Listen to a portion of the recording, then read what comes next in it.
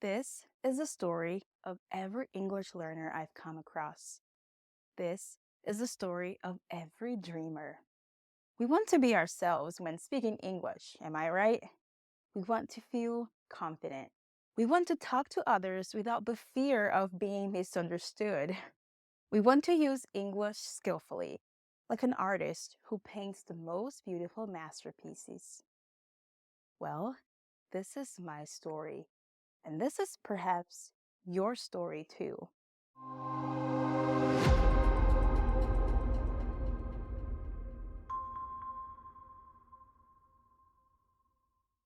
Hi, friends. Today we're kicking off our demystifying phrasal verbs week.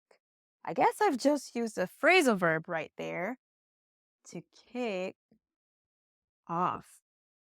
And that means to start. Kick off, start, what? Before I explain what this week will be all about, make sure to tell us in the chat or comments where you're tuning in from and your current relationship with phrasal verbs. Do you love them? Hate them? Use them? Not use them? Don't even know what they are?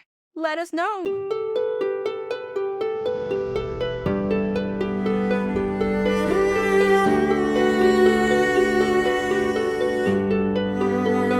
Over the years, through endless studying, trial and error, and lots of practice, I've slowly, emphasis on the slowly there, I've slowly but surely made progress towards reaching this goal of speaking English fluently.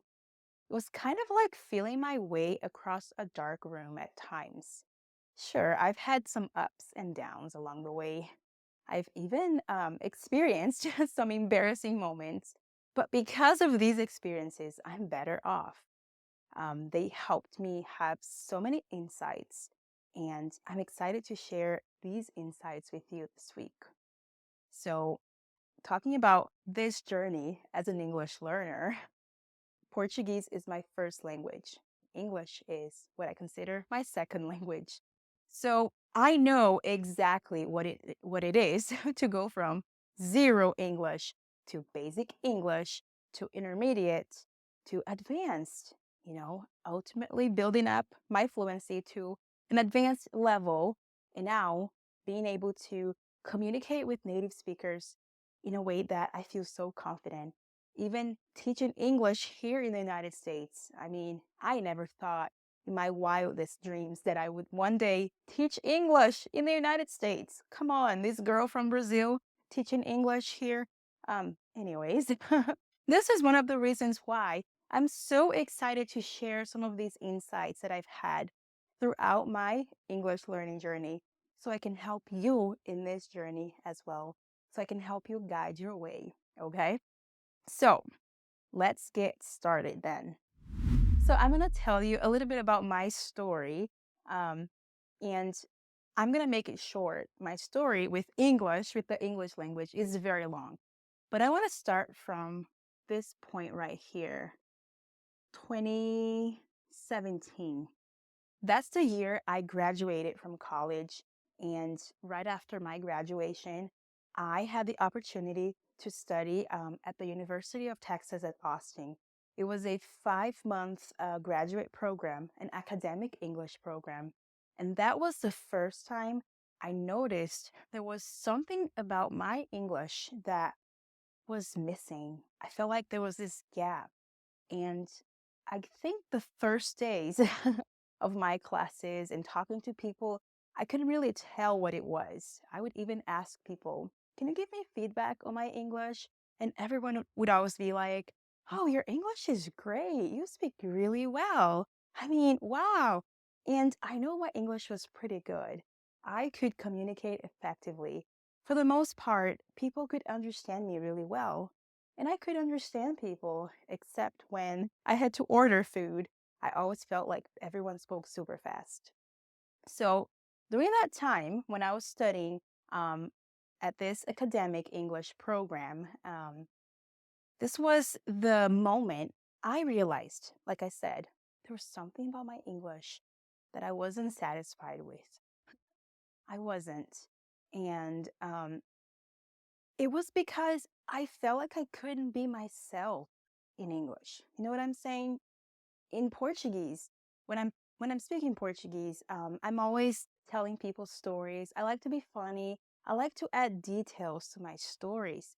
But I felt like I couldn't do the same with English. And although I know when we learn a new language, we change, this changed version felt incomplete. I wanted to be the same. Not that I'm going to speak both languages the same way. They're different languages anyway, right? But I felt like I couldn't be myself. I couldn't tell my funny stories and add the details I wanted. And I remember feeling like, what is it that's missing? That there's something that I see people using all the time, but I can't really tell what it is. Have you ever felt that way? There was a particular aspect of the English language that was used all the time in any situation. And even though it was so common, I still hadn't mastered it. These guys here, phrasal verbs. Like I said at the very beginning of our video, we are kicking off our demystifying phrasal verbs week. Kicking off, we are starting. I noticed that people would use phrasal verbs all the time. And I felt like I hardly ever use them, and sometimes I struggle to understand them. So let me tell you a story of something that happened that started or made me really think about phrasal verbs and start investigating them, know how to use them, and understand them. So one day I was talking to my father-in-law about some documents he had sent me to help me with my student visa application. I wanted to show off. Oh, show off. Here's a phrasal verb too. I wanted to, impress him with my English. I wanted to be like, look at my English, so good. I wanted to show off and be funny. Like I said, I wanted to be myself in English, right? And I told him. So he gave me these documents, right? And those were very private documents, very important documents. And I said, oh, you don't need to worry. Once I don't need these documents anymore, I'm gonna burn them down. I'm gonna burn down the documents. He looked at me, puzzled. Burn down documents? Burn down? Like, he was so, I don't know if he was confused. I guess he was confused. I don't know. But he had this face like, burn down the documents? Maybe I thought he was thinking I was crazy because I was talking about burning documents. Like, who burns things nowadays, right? But then he told me, well, you can burn down a house, but you can't burn down documents. You just burn documents. So if you're talking about documents, you just burn them. But if you're talking about a house, you can burn down a house. And I was like, oh, thanks. Yeah, I was like, okay. My mind, I'm a very inquisitive person, right? I was like, why? Okay, why can we say the house burned down, but I can't say that documents were burned down? Why can't I say that I'm gonna burn down the documents? I guess I could just say I'm gonna shred the documents, right? Anyways, I realized I couldn't just throw in any preposition I wanted whenever I wanted. No, it wasn't like that.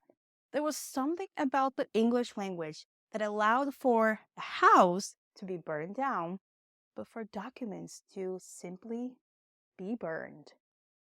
What was it? What was the logic?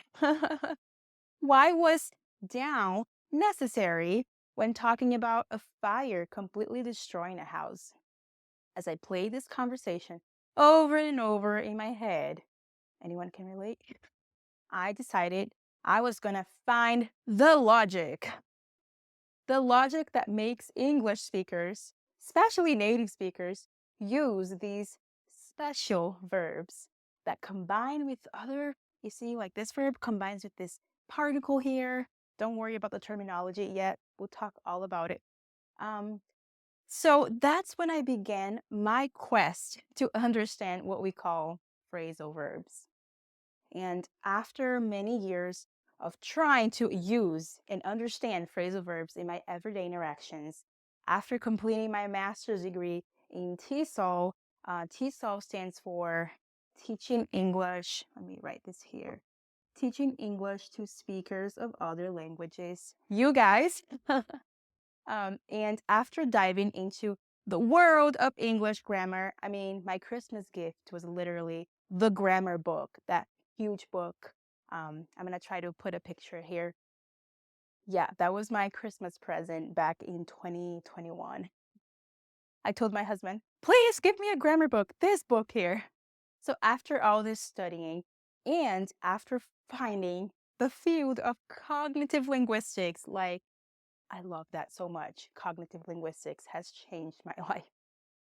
Okay, after all this, I can finally say that phrasal verbs make sense.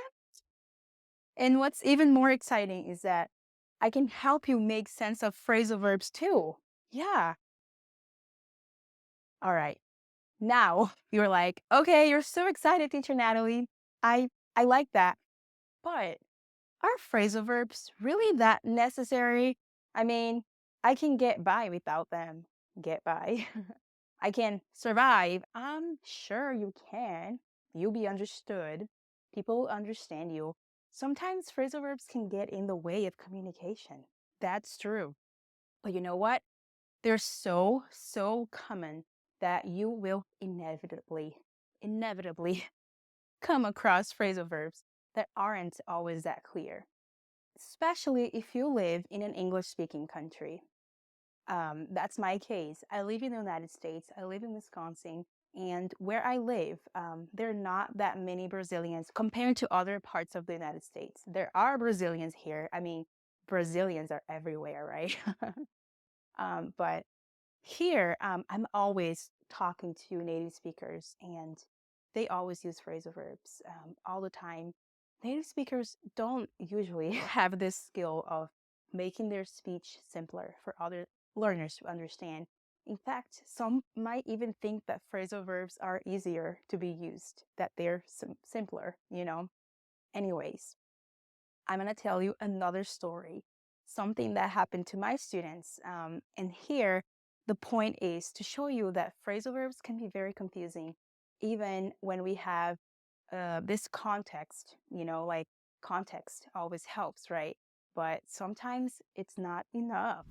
So, back when I was teaching at a technical college here in my area, I was working as an adjunct instructor. I was teaching English here in the US, and every first Monday of the month, we would have the city would have this tornado drill or practice. The sirens would go off. Bam, bam, bam. They would blast, right?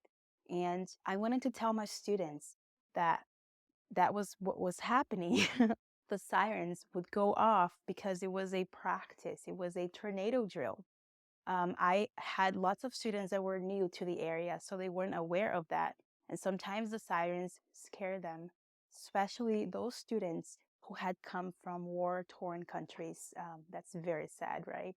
Anyways, so I told them that when the sirens go off, it's just the tornado drill, just practice. There's not an actual tornado happening. And I said, on purpose, because I wanted to test them. I wanted to see how much they knew about phrasal verbs. And I said, when you hear the sirens, when the sirens go off, don't worry, this is just a drill. And they were like confused. They were puzzled.